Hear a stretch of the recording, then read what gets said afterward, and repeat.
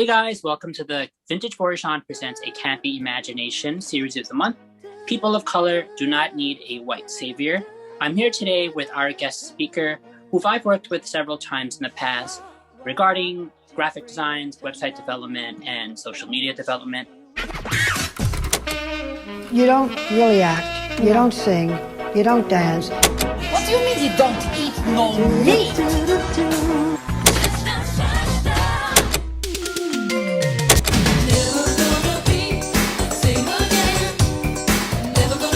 Famous for being famous.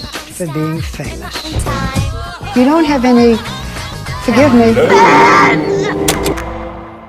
My name's Kasaya Naturawan. I am a Thai-American graphic designer, born and raised in New York, in the suburbs of New York, actually. I've been a bit of a nomad lately, but the past year I've spent a year in the South. Thank you so much for inviting me to do this though, because I think it's so important, I think, to have like people within our community that push other people that are a little bit more like shy, I think, especially being Asian and being more shy. I think it's really important for all of us to talk about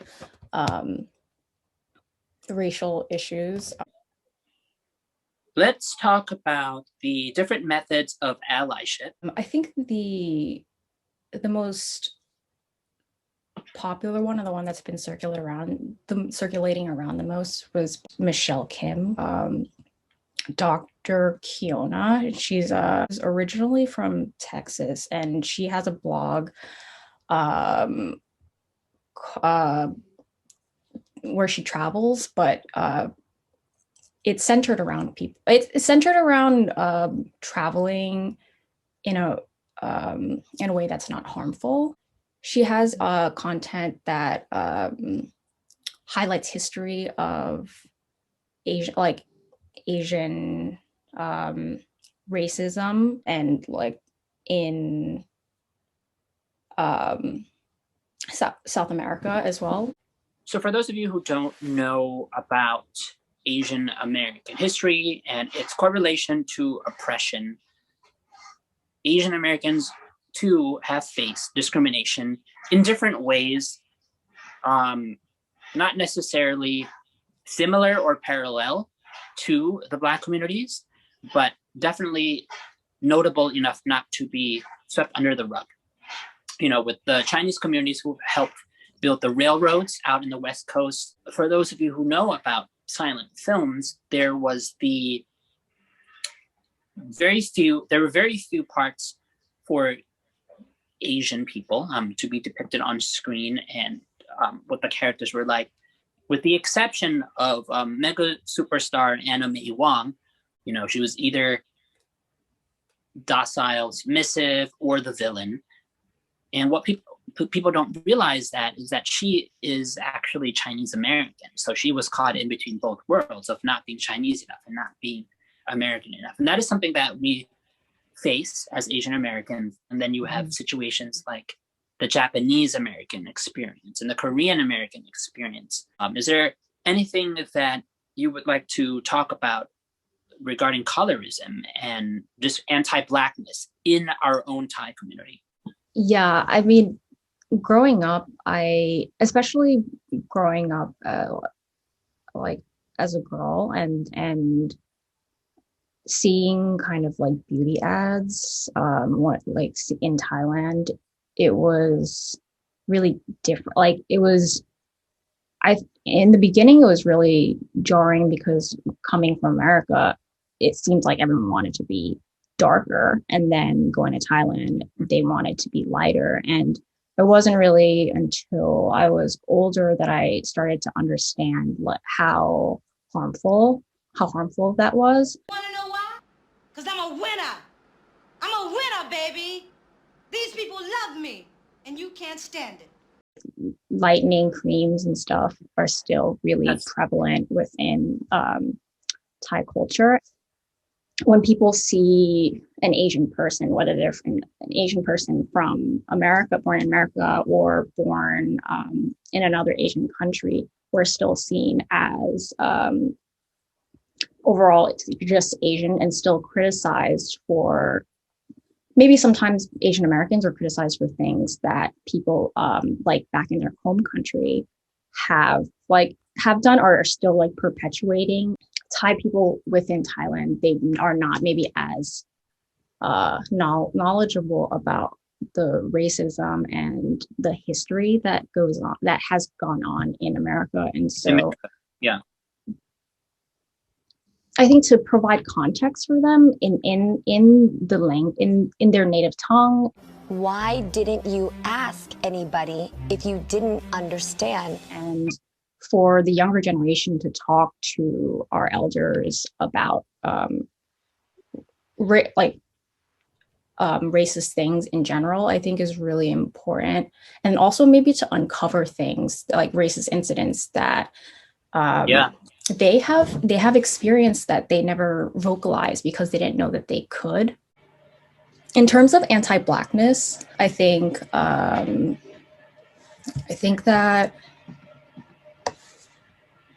the main culprit within this context is white supremacy and capitalism. And during the pandemic, just people are just hurting everywhere, and that kind of anger can kind of be displaced. And it's something it's a personal creative solution for me because it's something that I can practice every day to be more compassionate. And what we have to do is have these conversations and educate as well about our history and about our experiences and listen. I think those ideals of like upholding light skin is so pervasive in the Thai community, and it's it's really crazy to hear you say that they don't acknowledge even the concept of racism, or like that it's not big there as like people that want to make a change. I think it's on us to draw those like parallels for them. This is exactly what the series is about, but it's addressing trauma within Asian communities and Black communities. And there's also a disconnect between those two communities, but the stem is definitely from white supremacy. I was reading this book about Asian activism. When the Asian American movement came about, the scholars at that around that time in like the 60s didn't acknowledge the work of the Asian Americans and disregarded their experience, and that contributes to the erasure. I heard of an incident of someone saying speaking up for Asian Americans being attacked, and the person responded saying like, "Oh, we have to care about Asians now." It's two sides of the coin. It's like one, you either care or you don't. Oh no, that would be much too easy. Tools like astrology and things like that are really great, I think, for people of color to decompress from the work. But yeah, I know it's really important to take care of yourself as well within this. Those are also things that aren't really embraced within the Asian communities. It's funny, it's different types of self-care. It's more about the herbs and medicinal purposes, but it's never really about the mental health, which is a whole different, which has its connections to these topics of racism and anti-Blackness. How can we move away from a white society and just be more authentic, to be able to show the spectrum of like the people that make up America? As a person of color, we know how much we have contributed to the culture, and it's I don't know, just to continue to care, I think. For Asian people that like afraid to speak up, like for them to know that it's like that's that's a part of it. Even someone like Yuri Kochiyama, when she first decided to approach Malcolm X,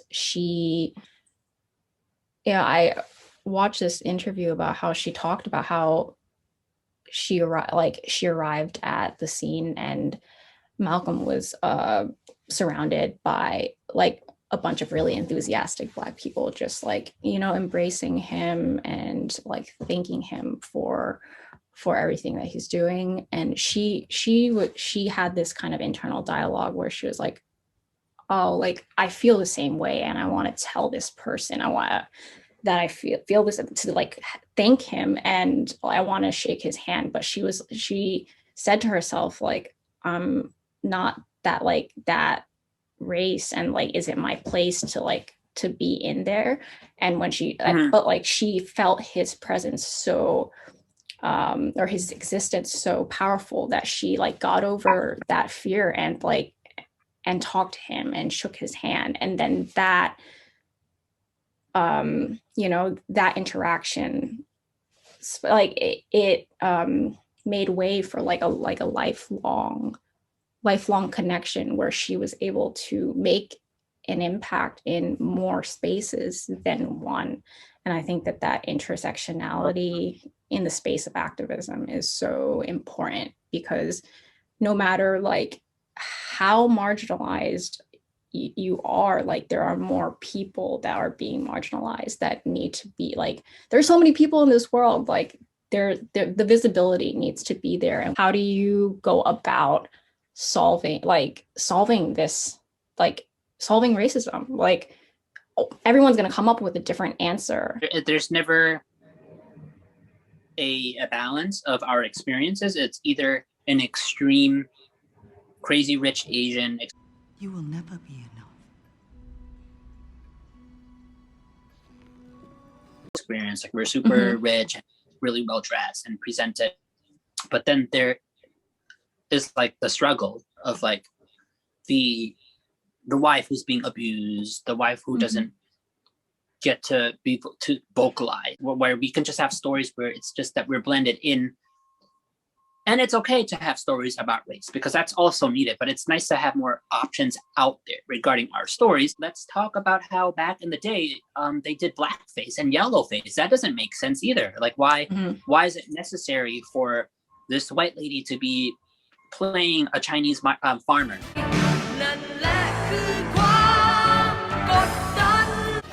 Yeah. So that wraps up today, guys. Thank you for watching. Thank you for having me. All right, bye.